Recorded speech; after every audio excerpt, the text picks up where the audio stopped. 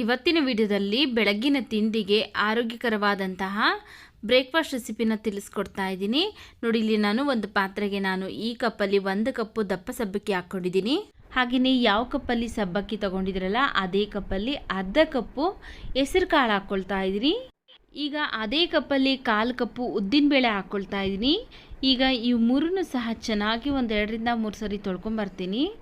ಇಲ್ಲಿ 2 ರಿಂದ 3 ಸರಿ ತೊಳ್ಕೊಂಡಾಗಿದೆ. ಈಗ ಇದಕ್ಕೆ ಮುಳುಗುವಷ್ಟು ನೀರನ್ನು ಸೇರಿಸಿ ಬೆಳಗ್ಗೆವರೆಗೂ ಚೆನ್ನಾಗಿ ನೆನೆಸ್ಕೊಳ್ತೀನಿ. ನಿಮ್ಮ ಹತ್ರ ಟೈಮ್ ಇಲ್ಲ ಅಂದರೆ ಒಂದು 4 ರಿಂದ 5 ಗಂಟೆಗಳ ಕಾಲ ಚೆನ್ನಾಗಿ ನೆನೆಸಬೇಕು.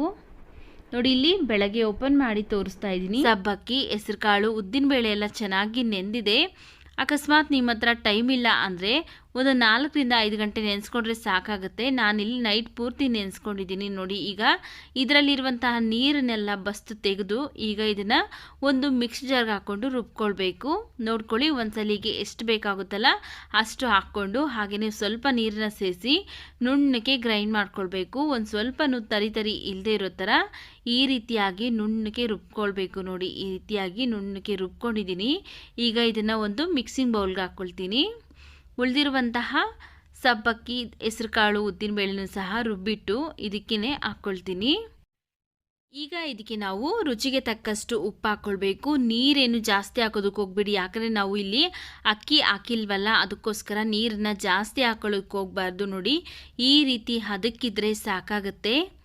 ನೋಡಿ, ಇಲ್ಲಿ ದೋಸೆ ಮಾಡ್ಕೊಳ್ಳೋದಕ್ಕೆ ಹಿಟ್ಟು ರೆಡಿ ಆಗಿದೆ. ಫಸ್ಟು ನಾವು ದೋಸೆ ಮಾಡ್ಕೊಳ್ಳೋದಕ್ಕಿಂತ ಮುಂಚೆ ಚಟ್ನಿ ಮಾಡ್ಕೊಳ್ಳೋಣ. ಇದನ್ನು ಸೈಡ್ಗೆ ಇಟ್ಟು ಚಟ್ನಿ ಮಾಡ್ಕೊಳ್ಳೋಣ ಬನ್ನಿ. ಇಲ್ಲಿ ಕಡಲೆಬೀಜದ ಚಟ್ನಿ ತೋರಿಸ್ತಾ ಇದ್ದೀನಿ. ಫಸ್ಟು ಒಂದು ಬಾಣಲೆ ಬಿಸಿಗಿಟ್ಟು ಅದಕ್ಕೆ ನಾನು 1 ಕಪ್ಪು ಕಡಲೆಬೀಜ ಹಾಕ್ಕೊಂಡು ಸ್ಟವ್ನ ಮೀಡಿಯಮ್ ಫ್ಲೇಮಲ್ಲಿ ಇಟ್ಕೊಂಡು ನೋಡಿ ಈ ರೀತಿಯಾಗಿ ಹುರ್ಕೊಂಡಿದ್ದೀನಿ.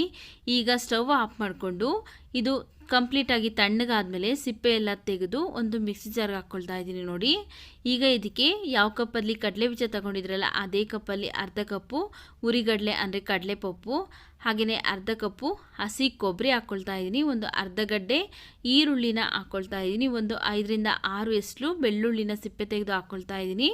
ಹಾಗೆಯೇ ಸ್ವಲ್ಪ ಹಸಿ ಕರಿಬೇವಿನ ಸೊಪ್ಪು, ಸ್ವಲ್ಪ ಕೊತ್ತಂಬರಿ ಸೊಪ್ಪು, ಹಾಗೆಯೇ ಸ್ವಲ್ಪ ಹುಣಸೆ ಹಣ್ಣು ಹಾಕ್ಕೊಂಡಿದ್ದೀನಿ. ಈಗ ಇದಕ್ಕೆ ಒಂದು 5 ರಿಂದ 6 ಹಸಿಮೆಣಸಿನಕಾಯಿ, ನಿಮ್ಮ ಖಾರಕ್ಕೆ ಎಷ್ಟು ಬೇಕಷ್ಟು ನೀವು ನೋಡಿಕೊಂಡು ಹಸಿಮೆಣಸಿನಕಾಯಿ ಹಾಕ್ಕೊಳ್ಳಿ.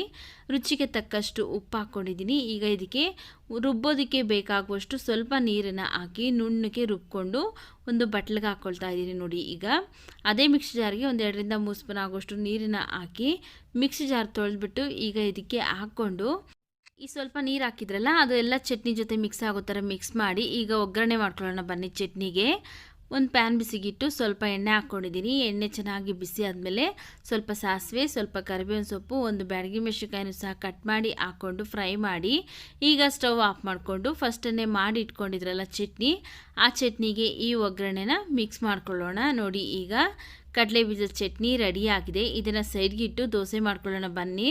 ಸ್ಟವ್ ಮೇಲೆ ಒಂದು ತವ ಚೆನ್ನಾಗಿ ಬಿಸಿ ಮಾಡಿ ಆನಂತರ ಸ್ಟವ್ನ ಲೋ ಫ್ಲೇಮಲ್ಲಿ ಇಟ್ಕೊಂಡು ನಾವು ಫಸ್ಟೇ ರೆಡಿ ಮಾಡಿ ಇಟ್ಕೊಂಡಿದ್ರಲ್ಲ ದೋಸೆ ಹಿಟ್ಟನ್ನು ಹಾಕಿ ದೋಸೆನ ಸ್ಪ್ರೆಡ್ ಮಾಡಿಕೊಂಡು ಸ್ಟವ್ನ ಮೀಡಿಯಮ್ ಫ್ಲೇಮಲ್ಲಿ ಇಟ್ಕೊಂಡು ಸ್ವಲ್ಪ ತುಪ್ಪ ಅಥವಾ ಎಣ್ಣೆ ಹಾಕ್ಕೊಂಡು ಈ ರೀತಿಯಾಗಿ ಬೇಯಿಸ್ಕೊಳ್ಬೇಕು. ನೋಡಿ, ಲೈಟಾಗಿ ಬಣ್ಣ ಚೇಂಜ್ ಆದಮೇಲೆ ಟರ್ನ್ ಮಾಡ್ತಾ ಇದ್ದೀನಿ. 2 ಕಡೆಯೂ ಸಹ ಚೆನ್ನಾಗಿ ಬೇಯಿಸ್ಕೊಳ್ಬೇಕು.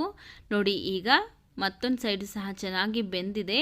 ದೋಸೆನ ತೆಗೆದುಕೊಳ್ತಾ ಇದ್ದೀನಿ. ಮತ್ತೊಂದು ದೋಸೆ ಮಾಡಿ ತೋರಿಸ್ತೀನಿ ನಾನು ನಿಮಗೆ. ಈ ದೋಸೆನ ನಾವು ವೆಯ್ಟ್ ಲಾಸ್ ಮಾಡ್ಕೊಳ್ಬೇಕು ಅನ್ನೋರಿಗೆ ಡೈಲಿ ಮಾಡಿಕೊಟ್ರೆ ಬೇಗ ವೆಯ್ಟ್ ಲಾಸ್ ಆಗುತ್ತೆ. ಹಾಗೆಯೇ ಶುಗರ್ ಇರೋರಿಗೆ, BP ಇರೋರಿಗೆ, ಹಾಗೆಯೇ ಚಿಕ್ಕ ಮಕ್ಕಳಿಂದ ಹಿಡಿದು ಪ್ರೆಗ್ನೆಂಟ್ ಲೇಡಿ ಎಲ್ಲರೂ ಸಹ ತಿನ್ಬೋದು. ಆರೋಗ್ಯಕರವಾಗಿ ಪ್ರೋಟೀನ್ ಭರಿತವಾಗಿರುತ್ತೆ ಈ ದೋಸೆ. ನೋಡಿ, ಈಗ 2ನೇ ದೋಸೆನೂ ಸಹ ರೆಡಿಯಾಗಿದೆ. ನೋಡಿದ್ರಲ್ಲ ಎಷ್ಟು ಸುಲಭವಾಗಿ ಬೆಳಗಿನ ತಿಂಡಿಗೆ ಆರೋಗ್ಯಕರವಾದ ಸಬ್ಬಕ್ಕಿ ಮತ್ತು ಹೆಸರುಕಾಳು ದೋಸೆ ಮಾಡೋದು ಅಂತ. ವಿಡಿಯೋ ಇಷ್ಟ ಆಗಿದರೆ ವಿಡಿಯೋಗೊಂದು ಲೈಕ್ ಮಾಡಿ, ವಿಡಿಯೋವನ್ನು ಶೇರ್ ಮಾಡಿ, ನಮ್ಮ ಚಾನಲ್ಗೆ ಸಬ್ಸ್ಕ್ರೈಬ್ ಮಾಡಿ ಸಪೋರ್ಟ್ ಮಾಡಿ.